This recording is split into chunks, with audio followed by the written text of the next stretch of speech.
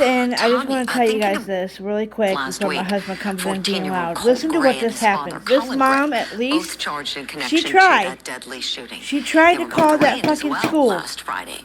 Now, some new details are coming out about Mom, Marcy Gray. This is her.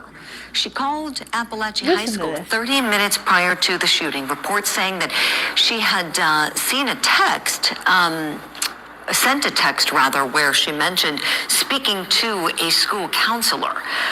She also reportedly received a text from her son, CNN reporting her son sent her a text that said, "I'm sorry, Mom." And after seeing that text, she urged the school to do a check-in immediately. So crazy, and people. apparently they tried to find him. He wasn't there. And we know the shooting began and warned them of an emergency with their son based on the "I'm sorry, Mom" text. Let's bring in retired SLED agent and solicitor Tommy Pope, now attorney in the private sector and a lawmaker. I hope, because ooh, Tommy, thinking about this, what makes a parent have that response based on such a text? You know, I was thinking we've had kind of similar cases, you know, kind of the template for charging the parents with the involuntary manslaughter, the case we watched before. But I think it could have been one or two things. It could have been the dangerous behavior in general. It could have been perhaps she thought he was suicidal.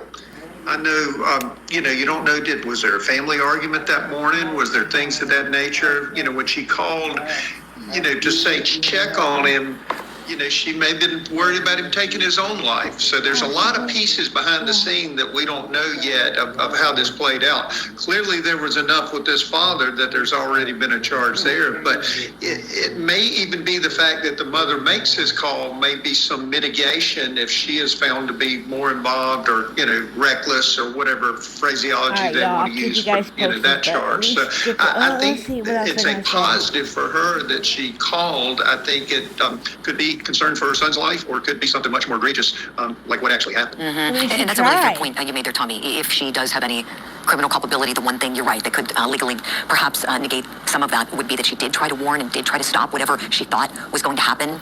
And so we need a lot more facts, as you know, Tommy. We have all the information that we have at this point that we've shared. And she didn't tell the media what she told law enforcement, according to CNN, about her reasons for feeling so panicked. There must have been something there obvious, because any other parent, you know, I'm sorry, Mom, what's that? You know, you didn't make your bed, you didn't do your homework, you know, it could be anything, but to think something like that, we're just going to have to wait and see what law enforcement says.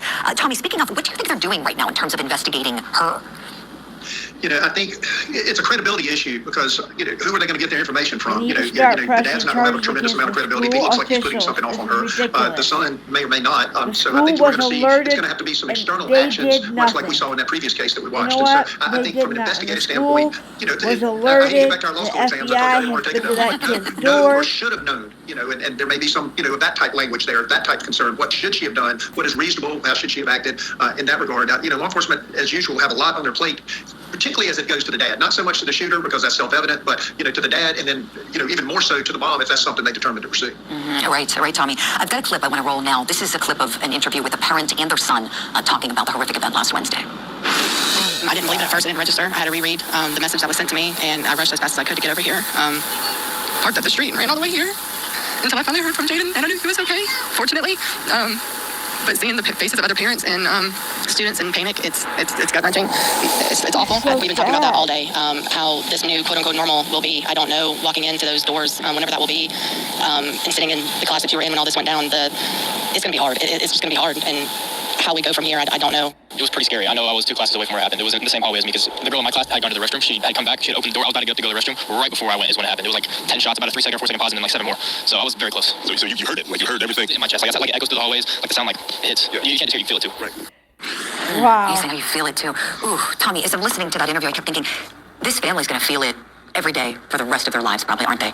I think the entire student body is going to feel it. And, you know, it's tough too. I was thinking about the mom getting the call. You know, that's a call we don't ever want to get. But No, sadly, the I way the got world has used to become, nothing. even Sonny I talked don't about how we ever can't get that resolve call. things anymore without Aunt violence. Jackie. That's a fear every Yeah. parent has. Every family I member can't has, that you're going to imagine get some my kind of brother text or and my call. sister-in-law And getting I that think call. what's to me more helpless, with law enforcement and everything, I was trained to go toward the problem. never. But when you're on the outside, they're telling parents, I'm stay glad out, I stay can't away. have I mean, kids for 'cause I their don't have safety to. and the safety of the scene, I don't have to. it would be exceptionally frustrating to not be able. Mom talked about parking and running the rest of the way until she could confirm her son was okay. Every parent in Have that that, community, and every parent that had a student there feels that, exactly the but- same way, and this has repeated itself over and over. It's just like roulette. You don't know where it's going to happen next. God, Exactly, you Tommy. don't Let's take a know. listen to some of what the sheriff said, speaking out to the media. What we're facing, heartbreak. We're heartbroken. Yes, A young we person are. brought a gun into a school, committed an evil act, and he took lives, and he injured many other people, not only physically, but mentally. Tommy, I wonder if they've even been able to sleep since this incident. Would you kind of help us understand what it's like when you're law enforcement and you're tasked with an investigation like this one? I kind of touched on it before. One, you're trying to get to the bottom of the investigation, but you're also Yep. trying to determine, and it's a burden, but All right, could we guys, have done anything I'm gonna different? post this. I'll see We you always all blame tomorrow. guns and things of that nature, but ultimately,